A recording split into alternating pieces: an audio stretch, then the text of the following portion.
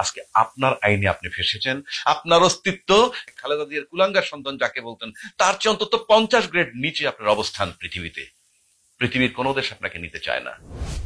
Same same. কত অহংকার, কত দাম্ভিকতা, সাংবিধানিক চুরি, বিচারপতিদেরকে যাচ্ছে তাই ব্যবহার করা, এবং ব্যাকবোনলেস বিচারপতি এবিএম খায়রুল হকের মতো লোক, শেখ হাসিনার 5টা বিচারপতি 18,000 লোককে বঞ্চিত করে তার মন গড়া একটা রায় দিয়ে দেশের আজকে বিচার বহির্ভূত হত্যা, গণতন্ত্রহীনতা এবং ভোটের অধিকার কেড়ে নিছে বা নেওয়ার সহযোগিতা অন্যতম দোষর এবিএম খায়রুল হক।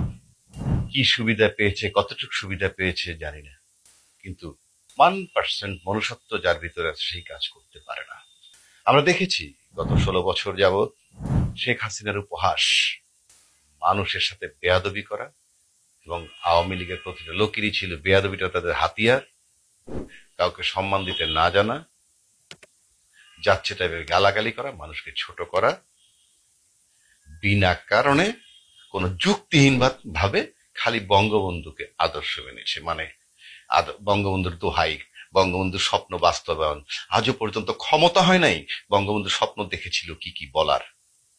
ফালতু মিথ্যাবাদী কোথাকার, খালি বঙ্গবন্ধুর স্বপ্ন পূরণ করে 16 বছর ক্ষমতায় থেকে। তাহলে বঙ্গবন্ধুর স্বপ্ন ছিল এই মানুষ হত্যা করা, বঙ্গবন্ধুর স্বপ্ন ছিল গুম নির্বিচারে হত্যা করা।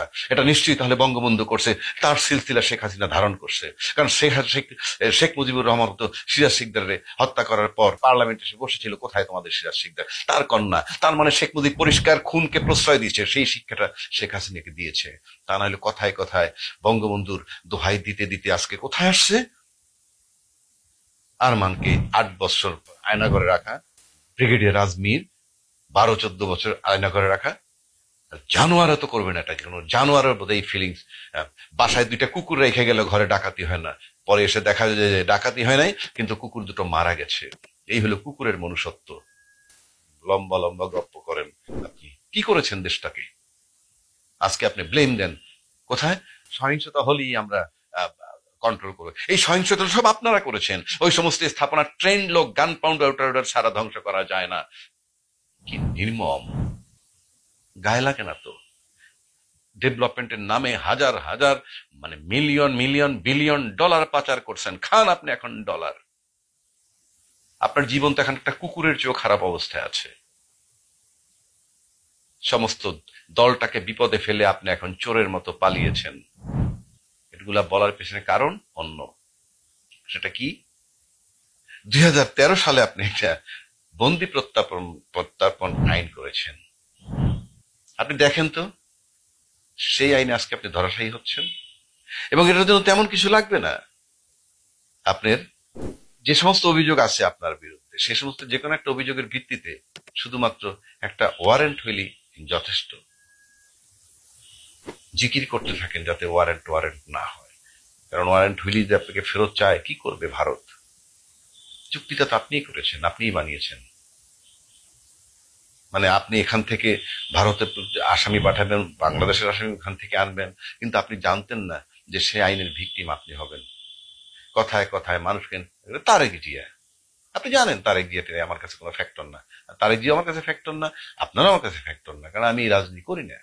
আমি একটা সাধারণ লোক, আমি একজন সাধারণ লোক, রুটি রোজগার করি, খাই দাই, চলাফেরা করি। দেখেন তো আপনার করুণ অবস্থা।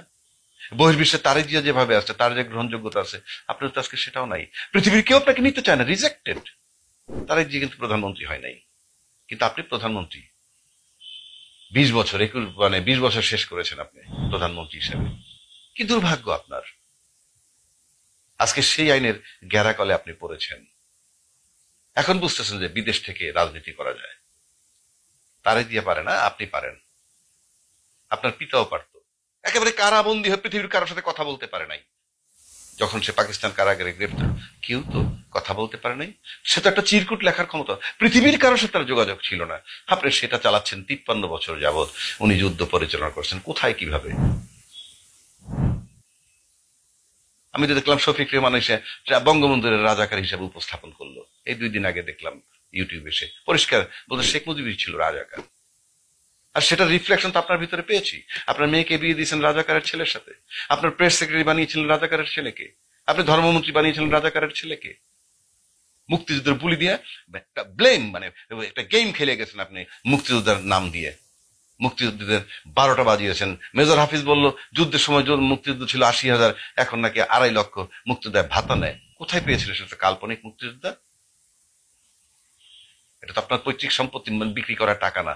কোষাগার, রাষ্ট্রীয় কোষাগারের টাকা দিয়ে দিয়েছেন আর লুট করেছেন, রাস্তায় নামিয়ে দিয়েছেন। এখন আপনার ষড়যন্ত্র অব্যাহত আছে। আপনি নিশ্চিত থাকতে পারেন ষড়যন্ত্র কতক্ষণ করবেন, যা খুশি তাই করেন, আপনি কিন্তু আর আসতে পারতেছেন না। যেমনি ভাবে এই রাষ্ট্রে যা কিছু হোক, যে ছেলেগুলোকে হত্যা করছেন আপনি, যে মানুষগুলোকে হত্যা করছেন, এইগুলো যেমন ফেরত আসবে না, আপনি নিশ্চিত থাকতে পারেন। আপনি আর কোশ্চিন কালে পাওয়ারের চেহারা, গণভবনের নাম শুনে আপনার শুধু নিঃশ্বাসই আসবে, নিঃশ্বাসই আসবে। আমার বলার বিষয় একটাই, যে সমস্ত আইনগুলো করেছেন আজকে সেই আইনের ভিতরে আপনি করেছেন। আর আন্তর্জাতিক ট্রাইব্যুনাল বানিয়েছেন, বহু লোকের মৃত্যুদণ্ড দিয়ে দিয়েছেন, সেখানে আপনার বিষয়। আপনার তো স্যাপ দিয়ে লেপ দিয়ে মানে যাচ্ছে তাই ভাবে ইয়ে। এখন এমনও বেরোইছে আপনি নাকি বজলুল হুদাকে জেলখানার ভিতরে গিয়ে জবাই করে আসছেন, এই নিউজে বেরোইছে। কত নির্মম আপনি! আবার আপনি কত কিছু স্বপ্ন দেখেন। এখন কি করবেন সেটা চিন্তা করেন। আজকে আপনার আইনে আপনি ফেসেছেন, আপনার অস্তিত্ব, খালেদা জিয়ার কুলাঙ্গার সন্তান যাকে বলতেন, তার চেয়ে অন্তত 50 গ্রেড নিচে আপনার অবস্থান পৃথিবীতে। পৃথিবীর কোনো দেশ আপনাকে নিতে চায় না। Same same. অথচ আপনি আমাদের এখন আমাদের দেশের প্রধানমন্ত্রী, শেখের বেটি পালায় না, পালিয়ে গেছেন। যে ইউনুসকে আপনি কারাদণ্ড দিয়ে তাকে নির্বাচনে অযোগ্য বানাইতে চান, সেই ইউনুস এখন দেশ চালায়। এটাই ভাগ্যের নির্মম পরিহাস। সকালবেলার আমির রে ভাই ফকির সন্ধ্যাবেলা, নজরুলের গান আছে আর একটা, আজকে যে রাজা ধীরাজ, কাল সে ভিক্ষা চায়, সমান নাহি যায়। একমাত্র রাস্তা আছে, ভুয়া তাহাজ্জুদ নামাজ যে পড়তেন সেটা জেনুইন লাইনে যান, দেখেন তাহাজ্জুদের নামাজ টামাজ পড়ে মুক্তি পান কিনা কোনোভাবে। তাহলে আমি আপনার ভয়াবহ করুণ পরিণতি মানুষ দেখবে আর হাসবে।